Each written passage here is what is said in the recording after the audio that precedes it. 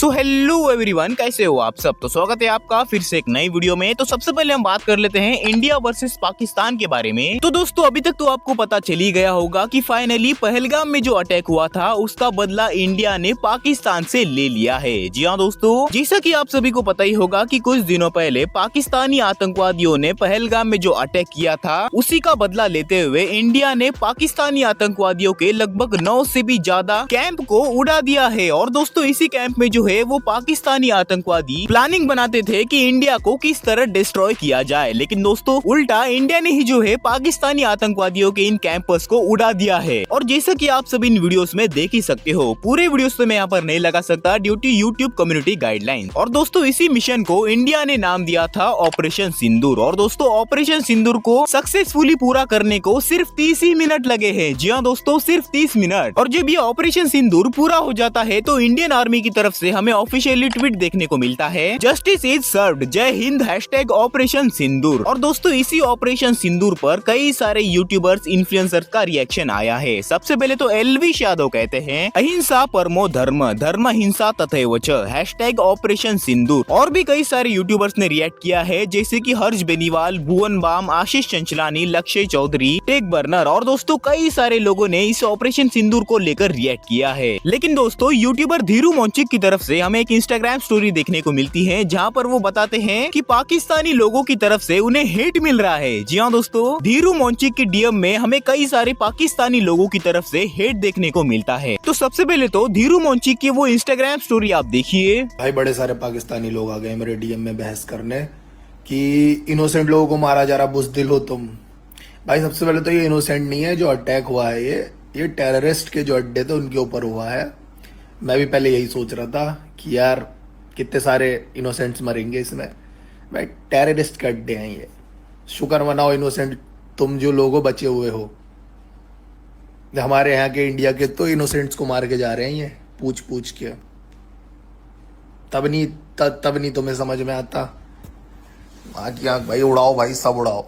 और दोस्तों Indian army की एक कर्नल है सोफिया कुरैशी, जिन्होंने इस पूरे ही ऑपरेशन सिंदूर को एक्सप्लेन किया है कि कैसे इंडिया ने पाकिस्तानी आतंकवादियों के कितने कैंपस को उड़ाया है, कहां पर अटैक किया है और पाकिस्तान के कितने जेट्स को भी डिस्ट्रॉय किया है। ऑपरेशन सिंदूर को लेकर और भी कई सारी चीजों को लेकर बात की है कर्नल सोफिया कुरैशी ने। वो अपने प्रेस कॉन्फ्रेंस में क्या कुछ कहते हैं, उनके प्रेस कॉन्फ्रेंस से एक छोटी सी क्लिप में आप लोगों को दिखाता हूँ, जैसे की आप सभी को पता चले। सुप्रभात देवियों और सज्जनों, मैं कर्नल सोफिया कुरैशी और मेरे साथ विंग कमांडर व्योमिका सिंह आज आपको 6 से 7 मई 2025 की रात 1:05 से 1:30 बजे के बीच भारतीय सशस्त्र बलों द्वारा अंजाम दिए गए ऑपरेशन सिंदूर के बारे में जानकारी देंगे। ऑपरेशन सिंदूर 22 अप्रैल को पहलगाम में हुए विभत्स आतंकवादी हमले के शिकार मासूम नागरिकों व उनके परिवारों को न्याय देने के लिए लॉन्च किया गया था। इस कार्रवाई में 9 टेररिस्ट कैंप्स को टारगेट किया गया और पूरी तरह से इसे बर्बाद किया गया। पाकिस्तान में पिछले 3 दशकों से टेरर इंफ्रास्ट्रक्चर का निर्माण हो रहा है। इसमें recruitment, indoctrination centres, training areas व लॉन्च पैड शामिल थे, जो पाकिस्तान और पाक अधिकृत जम्मू कश्मीर POJK दोनों में फैले हैं।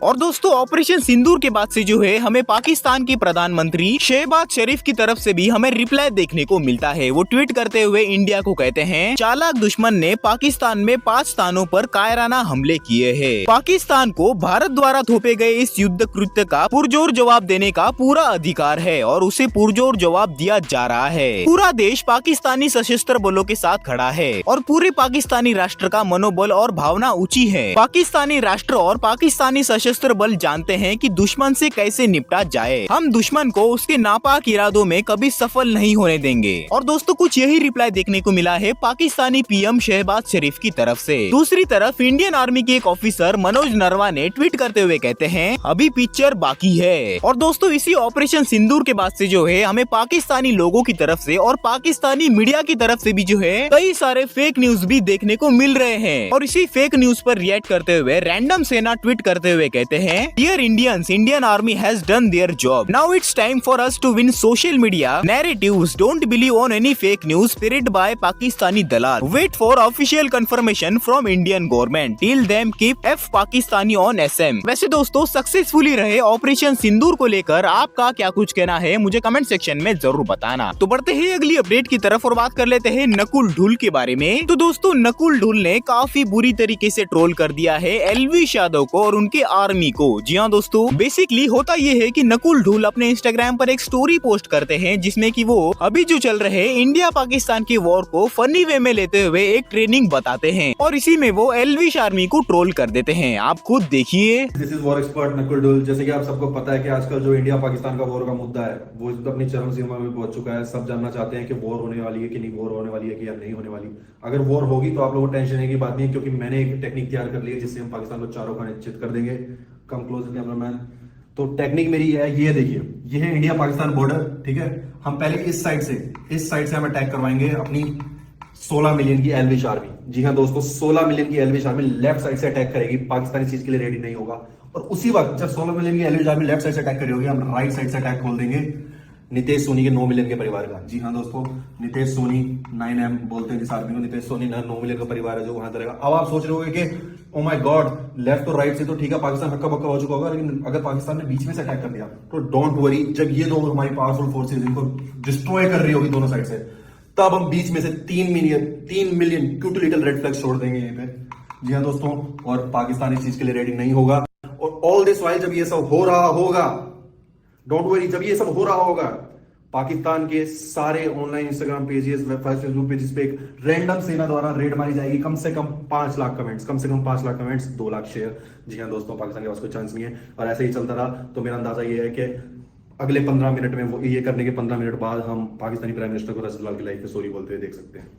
Thank you. तो बढ़ते हैं अगली अपडेट की तरफ और बात कर लेते हैं क्रिकेटर रोहित शर्मा के बारे में। तो दोस्तों, रोहित शर्मा ने टेस्ट क्रिकेट से रिटायरमेंट ले लिया है। जी हाँ दोस्तों, और इसी का अनाउंसमेंट करते हुए कल वो अपने इंस्टाग्राम पर एक स्टोरी अपलोड किए जिसमें कि वो बताते हैं, hello everyone, I would just like to share that I am retiring from test cricket. It's been an absolute honour to represent my country in white. Thank you for all the love and support over the years. I will continue to represent India in the ODI format. लेकिन दोस्तों, काफी अच्छा performance रहा है रोहित शर्मा का test cricket में। वैसे आप रोहित शर्मा के टेस्ट क्रिकेट रिटायरमेंट को लेकर क्या कुछ कहना चाहोगे, मुझे कमेंट सेक्शन में जरूर बताना। तो बढ़ते हैं अगली अपडेट की तरफ और बात कर लेते हैं यूट्यूबर हर्ष राजपूत के बारे में। तो दोस्तों, हर्ष राजपूत को उनके पाकिस्तानी फैंस की तरफ से हेट मिल रहा है, और आखिर क्यों? तो रिसेंटली हर्ष राजपूत ने ऑपरेशन सिंदूर को लेकर एक वीडियो बनाया था और इसी के बाद से जो है उनके पाकिस्तानी फैंस की तरफ से उन्हें हेट मिल रहा है, और उन्हीं को रिप्लाई देते हुए हर्ष राजपूत कुछ ये कहते हैं। अभी एक रील हमने बनाया था, अभी उसके 18-20 मिलियन व्यू होने वाले हैं। तो कई पाकिस्तान के जो मेरे फॉलोवर हैं तो उनका मैसेज आ रहा था और कि अनफॉलो कर देंगे तुमको, ये वो लौड़ा लहसुन। तो भाई देखो, हमको कोई फ़र्क नहीं पड़ता है। हमारा देश हमारे लिए सबसे पहले है, उसके बाद अपना एक कंटेंट और काम है। आप करो अनफॉलो करो, कोई दिक्कत नहीं है हमें। हम अपने देश के साथ है भाई, उन आंडू गांडू वाले इन्फ्लुएंसर में से नहीं है कि ये सब चीज़ें होती रहेंगी और हम कुछ बोलेंगे नहीं। Stand with India. और दोस्तों, हर्ष राजपूत ने उन सभी यूट्यूबर्स और इन्फ्लुएंसर्स को रिप्लाई दिया है जिन्होंने ऑपरेशन सिंदूर को अप्रिशिएट नहीं किया है और ऑपरेशन सिंदूर को लेकर कुछ भी बात नहीं कही है। यार एक और चीज़ कहनी थी मुझे कि तुम जिन इन्फ्लुएंसर यूट्यूबर को फॉलो करते हो भाई, एक बार तो चेक तो करो कि क्या हमारी आर्मी के लिए कुछ बोला है उन्होंने या फिर हमारे कंट्री के लिए कुछ बोला है। इतना शानदार जो काम आर्मी ने किया है, क्या एक स्टोरी भी उनसे निकली है? अगर कुछ ऐसे इन्फ्लुएंसर यूट्यूबर हैं जो कि कुछ नहीं बोल रहे भाई, ऐसे को चुनो और अनफॉलो करो, जो इस डर से नहीं बोलते हैं कि भाई पाकिस्तान से जो व्यू आ रहा है वो नहीं आएगा। मेरे अप्रोक्स 10 से 20% व्यू पाकिस्तान से आता है, जो ऑलमोस्ट 1 से 2 मिलियन है। फिर भी मैं अपनी आवाज उठा रहा हूँ भाई हमारे देश के लिए, हमारी कंट्री के लिए। तो ऐसे इन्फ्लुएंसर यूट्यूबर को देखो और इनको सालों को अनफॉलो करो, ये जरूरी है इस टाइम पे। तो बढ़ते हैं अगली अपडेट की तरफ और बात कर लेते हैं रजत दलाल के बारे में। तो दोस्तों, रजत दलाल ने फिर एक बार रिप्लाई दे दिया है विशाल सिंह को। जी हाँ दोस्तों, जैसा कि मैंने आपको मेरी रिसेंट वाली वीडियो में बताया था कि रजत दलाल और विशाल सिंह के बीच में कंट्रोवर्सी शुरू हुई थी, और अभी फिर से जो है रजत दलाल ने विशाल सिंह को रिप्लाई दिया है। कल जो है रजत दलाल अपने इंस्टाग्राम पर लाइव आए थे और इसी लाइव स्ट्रीम में उन्होंने विशाल सिंह के साथ हुई कंट्रोवर्सी को लेकर रिएक्ट किया है। वो क्या कुछ कहते हैं आप देखिए। बड़े टाइम हो गया था यार, लाइव करा ही नहीं था किसी के साथ। रजत भैया ऑलवेज ऑन टॉप।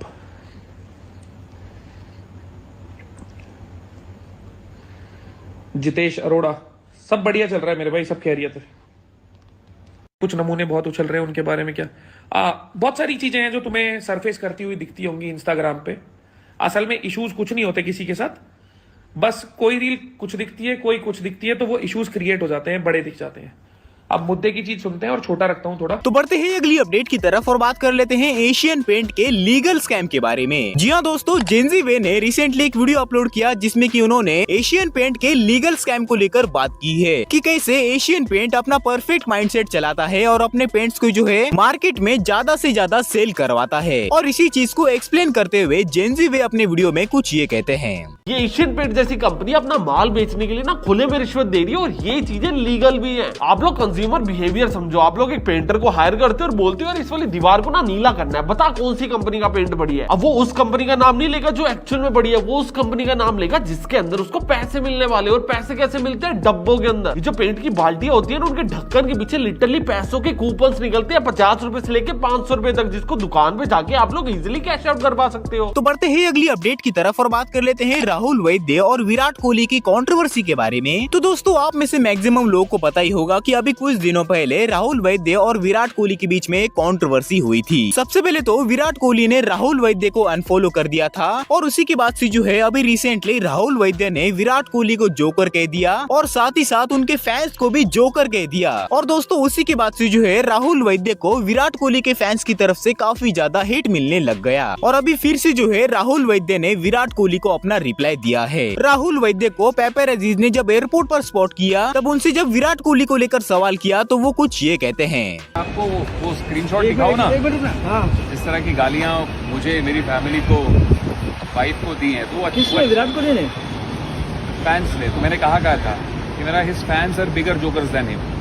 अरे बट आप विराट को अगर गलत बोलोगे तो गाली देंगे ना वो लोग। मैंने उसको गलत थोड़ी कहा है, मैं तो सबसे बड़ा फैन हूँ क्रिकेट का, बट कहीं ना कहीं उन्होंने ब्लॉक क्यों किया, उसका जवाब तो मिले ना। हाँ, वो ब्लॉक वाला सीन। अरे उस पास कितना टाइम कहाँ होगा सर आपको ब्लॉक करने का? बस ठीक है, बस हमारे पास तो बहुत है। Thank you.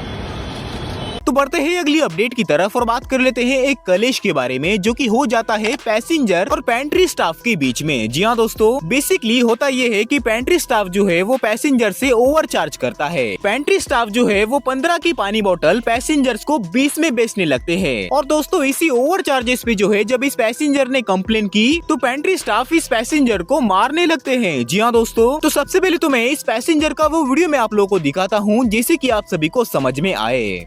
यही मिला है, मैनेजर नहीं देता दूसरा पानी। 15 वाला चलाया करो ना। देख लो भाई, ये बेच रहे हैं जो कि 20 रुपए में। कितने का है? 20 का हो गया क्या? 50 के दे दो। टोटल कर मैं ना, मैंने कर दी उनकी कंप्लेन। भाई ये देखो, ये हो गया भाई। देखो, पैसेंजर हैज बीन अटेंडेड, इन्होंने लिख दिया है। एंड यहाँ पे ये भी लिख दिया कि लोकल पानी बेच रहे थे 20 रुपए में। और नीचे कहाँ आना? नीचे नीचे आ जाओ, सीधे वाले बुला रहे। चलो। हाँ, इधर ही बैठा होगा। नीचे आया बराबर। क्यों आऊँ नीचे भाई? मैं कंप्लेन तू कर रहा है और कौन आएगा? तो कंप्लेन मैंने पानी की थी ना, ओवर चार्ज कर रहे थे आप। भाई टांग किसके खींच रहा है तू?